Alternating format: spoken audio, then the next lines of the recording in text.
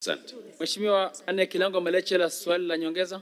Mheshimiwa Naibu Spika, pamoja na majibu mazuri sana ya Mheshimiwa Naibu Waziri, lakini nina maswali mawili ya nyongeza.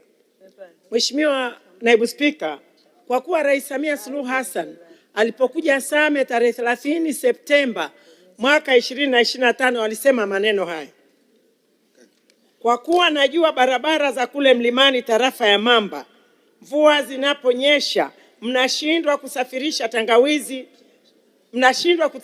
tangawizi. Tunakwenda kuzijenga barabara hizo kwa zege na lami.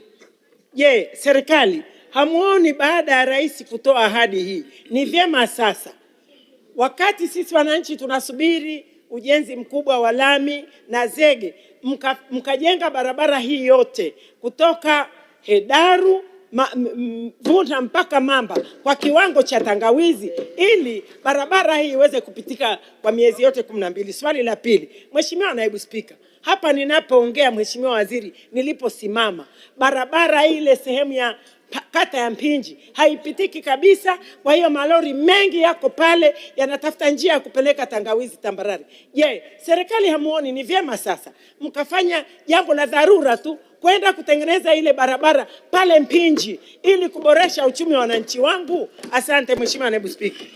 Mheshimiwa Naibu Waziri, majibu. Asante sana Mheshimiwa Naibu Spika. Ni mwakishie Mheshimiwa mama yangu Mama Anne Kilango Malechela kwamba serikali inaitambua sana barabara hiyo, na ndio maana karibu katika kila mwaka wa fedha imekuwa ikitenga fedha kwa ajili ya ujenzi na kuhakikisha kwamba inapitika, kwa sababu ni barabara muhimu ya shughuli za kiuchumi na za kijamii. Lakini mwakishie kwamba maelekezo ya Mheshimiwa Rais ni kipaumbele nambari 1. Na tunafahamu Mheshimiwa Rais ameelekeza serikali tuko kwenye taratibu za kuandaa fedha kwa awamu kwa ajili ya kuanza utekelezaji wa maelekezo hayo, na kwa hivyo wananchi wa jimbo la Same Mashariki na wewe Mheshimiwa mbunge muwe na uhakika kwamba serikali itatekeleza ahadi yake.